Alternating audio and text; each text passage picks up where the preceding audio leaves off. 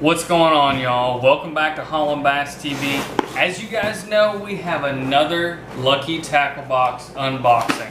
If you guys don't know what Lucky Tackle Box is, it's a monthly subscription where you get new baits every month, specifically designed for that time of year. It's summer, it's late summer, so this box's theme is Beat the Heat.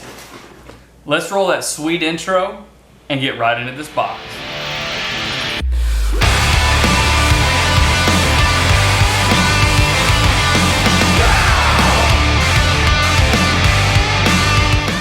So the first thing I see when we open it, as always, is the monthly magazine. That's Beat the Heat. It gives you some tips on inside of things to use during this month, and it has articles, tips, and at the back it even has monthly subscribers pictures in there. So, and this week or this month, if you do hashtag Lucky Tackle Box, you might be in the next Lucky magazine. We got the what's in the box card that describes everything on here, and it gives you the prices next to it. Let's get into this box. Alright, so the first thing I see in here is Gamblers Go Fish Stinger. Looks like it's in a black and blue package, or black and blue. That strong garlic smell. It's a little bit of a creature bait. It's got some paddles on it. It's pretty stretchy. Looks like just a normal soft plastic. It's extremely strong scented. If you guys like scented stuff, this is Gambler is your soft plastic. I will tell you that right now. Alright, the next thing is we have another Gambler Stinger in here, and this is in green pumpkin with red flake. It's the same exact bait, it's just a little bit different color. The next thing I see is Venom with a pH. Looks like a square bill. It's the color is brown trout, and it's a ½ ounce. It's got a 5-foot diving depth. Hooks are not the greatest. See how sharp they are. They're not the sharpest, but it is a nice little crankbait. The actual crankbait looks actually pretty decent. I would certainly use this square bill around some stumps or crawling it through a couple the tops of brush piles during these times, especially once you start getting towards the fall and those fish start moving up a little bit shallower. The next thing we got in here is another Venom square bill. It's another 3-inch, ½ ounce, 5-foot diving depth, and this is actually in goldfish color. This will be a lot better than the brown trout in murkier water. When the rains come real bad and it blows the shoreline out, this will be a good one to bounce off some stumps or the tops of some brush piles. Let's go on to the next one. The next one we have in here is the CC 8000 by Clear Cut. It's a 3/8 ounce spinnerbait.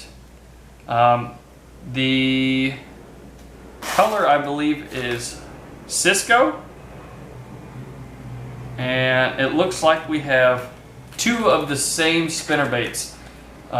When those shads start getting up in there, or up towards bank in the fall, which in some states is now, in the southern states it's a couple months away, but this is a really good spinnerbait to be throwing up there when those fish start feeding on all that shad and they get up real shallow. It's a double willow leaf, Clear Cut 8000, another 3/8 of an ounce. And this has an orange underbelly on the actual head. It's a little bit brighter color. And this would be good for a little bit dingier water also, rather than the clear water that this Cisco would be. And this is actually a bluegill pattern. Especially in your ponds where the bluegill is the main source of food, this would be a really good spinnerbait to throw around. The next thing we got in here is the Bait Brigade, the Frogman series is what it's called. It is 2 3/4 inches long. It is 1/4 of an ounce, and it dives 6 to 8 feet, and the color is purple nurple. It's a very interesting crankbait. There's not too many deeper diving crankbaits that I see that are this slender and long compared to when it comes to bass fishing. Normally I see these shapes more towards walleye or northern fishing. Obviously much larger though. This is the same bait, just in a different color. It is Gilly Perch. It's also by Bait Brigade, obviously. We got on here, I kind of like that because it's a little bit clearer color. See if that'll focus. There you go. And it's actually translucent, and it's got the black paint with a couple stripes in there, a little bit of gold, green, and then the red on the bottom. The next thing we have are some worms. Now, I don't know about you, but a big old worm works almost everywhere.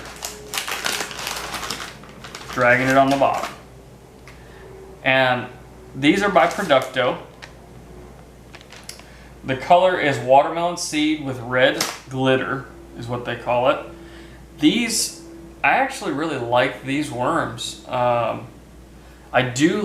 I'm not a big curly tail worm guy. I like more of a bulbous tailed worm. And they may not be very durable, but they have a ton of movement in them. I love the color on them. Good for slightly dingier to clearer water. This is something that I'm certainly going to throw here real spoon, especially on a shaky head or even Texas rigged off of some points. And then we have another Producto.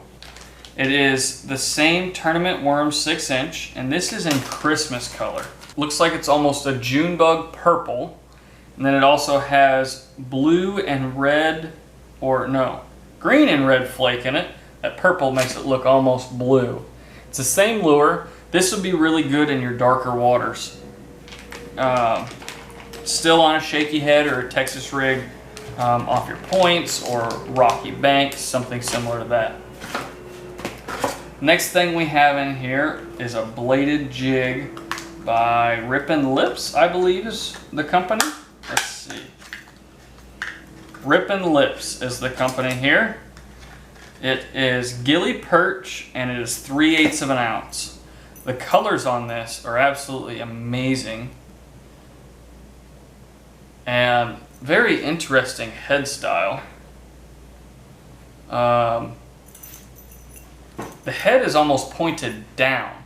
It looks like almost a tiny little minnow. Let's see if I can get this right. There you go.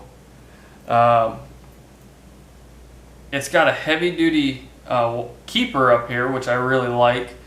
The blade is gold. It's got a little bit of a curve to the blade, and it's got one wire keeper right there. A very stout hook, which I like, and I like the colors. The colors are very good on this. This is actually a really, really high quality bait from what I see. Obviously I have to fish it.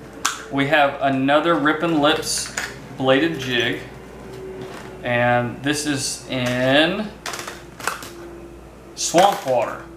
I don't see how it's swamp water, but that's okay. I see a little bit of chartreuse in there maybe.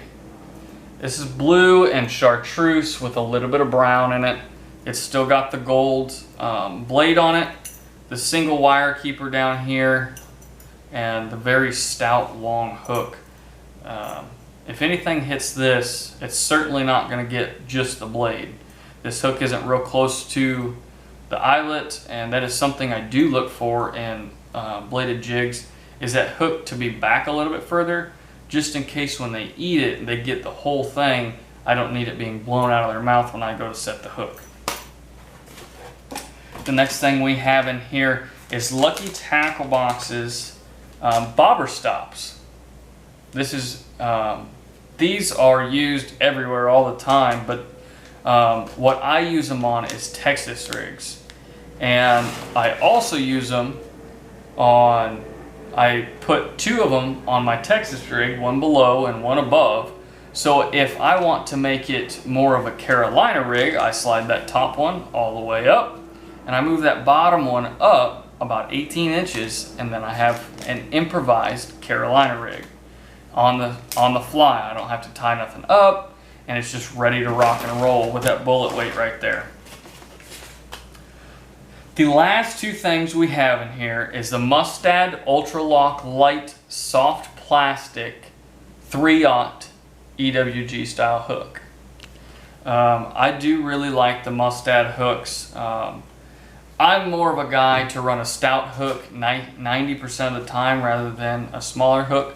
But if you're rigging something weightless and you want it to fall a little bit slower, or you want it right on top of the water like a fluke that you want to rip across the top and use it for a top water, a lighter wire hook is always a good option instead of going with a heavy hook and really having to work it across the top of the water.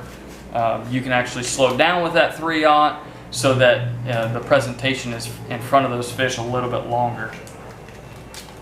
And the last thing we have is the Mustad Big Wire, or Big Mouth Light Wire. Holy crap. Let's see if I can speak today. Mustad Big Mouth Light Wire Hook. It's also a 3/0, and these are red.